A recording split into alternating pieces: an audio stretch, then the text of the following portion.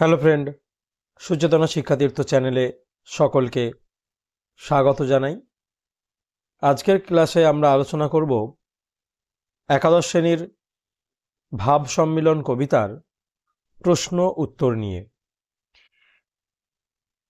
আজকে আমরা তিনটে প্রশ্নের আলোচনা করব একাদশ শ্রেণীর জন্য, যেগুলো এবারের যে কোনো স্কুলের একাদশ শ্রেণীর পরীক্ষায় খুব খুব খুব ইম্পর্টেন্ট হবে বলে আমি মনে করি। তো চলো আমরা আজকের এই ক্লাসে একাদশ শ্রেণীর ভাব সম্মিলন কবিতার যে প্রশ্নগুলো রয়েছে তার উত্তর আমরা কিভাবে লিখব তা আমরা দেখে নেব। তো ভিডিওটা শুরু করা যাক। দেখো, প্রথম যে প্রশ্ন, একদম প্রথম লাইন দিয়ে প্রশ্নটা করা হয়েছে। কি কহবরে সখী আনন্দ ওর, বক্তার আনন্দের কারণ নিজের ভাষায় ব্যক্ত করো। তো উত্তরটা আমি এইভাবে তৈরি করেছি, তোমরা এই উত্তরটা যে কেউ ব্যবহার করতে পারো, লিখতে পারো নিজের প্রশ্নের জন্য। কবি বিদ্যাপতি রচিত ভাব সম্মিলন পদের প্রথম পংক্তিতে ব্যক্ত আনন্দের কারণ রয়েছে পরের পংক্তিতে।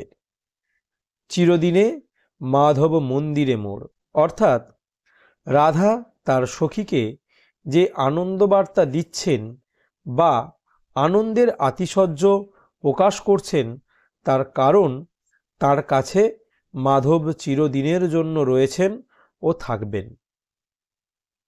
কোনো কিছুর বিনিময়ে বা মোহে আর তিনি শ্রীকৃষ্ণকে হারাতে চান না, কারণ কৃষ্ণকে পাওয়ার জন্য তিনি অনেক সাধনা করেছেন, বহু দুঃখ কষ্ট, পরিবারের গঞ্জনা ও কলঙ্ক গায়ে মেখেছেন।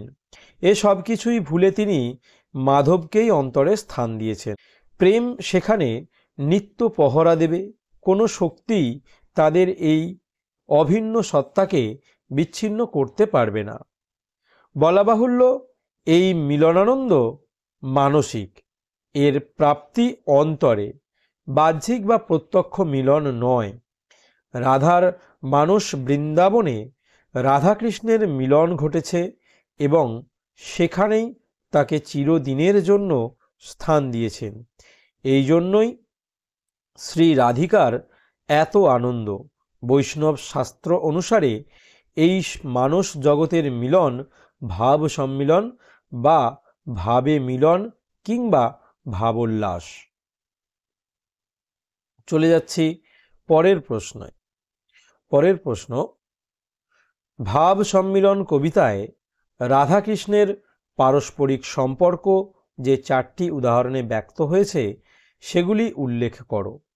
উত্তর, কি কহবরে সখী আনন্দ ওর শীর্ষক বিদ্যাপতি রচিত ভাব সম্মিলন পদে বিরহক্লিষ্ট রাধার কৃষ্ণের সাথে ভাবে বা মননে মিলনকালে কবি উভয়ের অবিচ্ছেদ্য সম্পর্ককে বোঝাতে বলেছেন।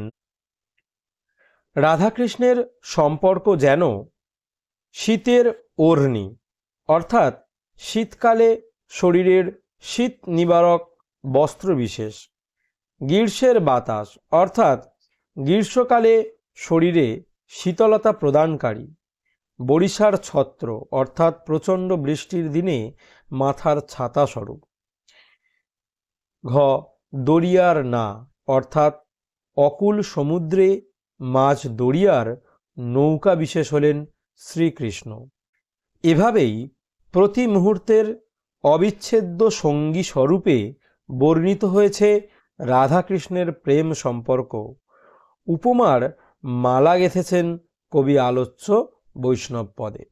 তোমরা এইভাবে প্রশ্নের উত্তরগুলো লিখতে পারো। এগুলো মান 3 অথবা 5-এ আসতে পারে, তো নর্মালি 3-এ আসার সম্ভাবনা বেশি, সেই হিসাবেই লেখা আছে। তো 3-এর জন্য একটু বড় মনে হতে পারে, তো সেক্ষেত্রে কিন্তু এর মধ্যেই দুখানা প্রশ্ন রয়েছে যেগুলোকে আমরা 3+2 করে ভেঙে নিতে পারি। চলে যাচ্ছি পরেরটায়। আঁচর ভরিয়া যদি মহানিধি পাই, তব হাম পিয়া দূরদেশে না পাঠাই। কার লেখা, কোন কবিতায় মহানিধি বলতে কি বোঝানো হয়েছে? উদ্ধৃত অংশে রাধার মনের ভাবটি ব্যক্ত করো। উত্তরটা দেখো, মৈথিলী কোকিল কবি বিদ্যাপতির লেখা পাঠ্য ভাব সম্মিলন কবিতা থেকে উদ্ধৃতাংশটি গৃহীত হয়েছে। উদ্ধৃতাংশে মহানিধি শব্দের অর্থ হল মহাসম্পদ বা প্রচুর ধনসম্পদ, অর্থাৎ প্রিয় ও বহু মূল্যবান সম্পদ।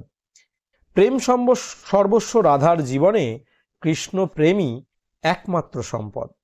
আলোচ্যাংশে রাধার বক্তব্য, আঁচল ভরে যদি মহাসম্পদও শ্রী রাধিকাকে দেওয়া হয়, তার বিনিময়ে তিনি তার প্রিয়তম শ্রীকৃষ্ণকে দূর দেশে পাঠাবেন না বা কাছছাড়া করবেন না। রাধার সমগ্র জগৎই কৃষ্ণময়, কৃষ্ণ তার ধ্যান জ্ঞান চিন্তা। কৃষ্ণের প্রতি রাধার যে প্রেম, তা যে কোনো মূল্যের অতীত। রাধা জানেন কুবেরের সব সম্পদ তাকে দিলেও তার বিনিময়ে কৃষ্ণপ্রেম ত্যাগ করতে পারবেন না। রাধার এই উপলব্ধি তার কৃষ্ণপ্রেম গভীরতাকেই প্রকাশ করে। কৃষ্ণপ্রেম বিহনে রাধার অন্য কোনো সম্পদে আকাঙ্ক্ষা নেই। কৃষ্ণপ্রেম তার প্রেয় ও শ্রেয়। তো এই ছিল আজকে 3টে প্রশ্নের উত্তর। তোমরা চ্যানেল ফলো করতে থাকো, আরও প্রশ্নের উত্তর পাবে এবং অন্যান্য যে পাঠ যেগুলো বাকি রয়েছে সেগুলো খুব শীঘ্রই চ্যানেলে আসতে চলেছে। সকলে ভালো থেকো।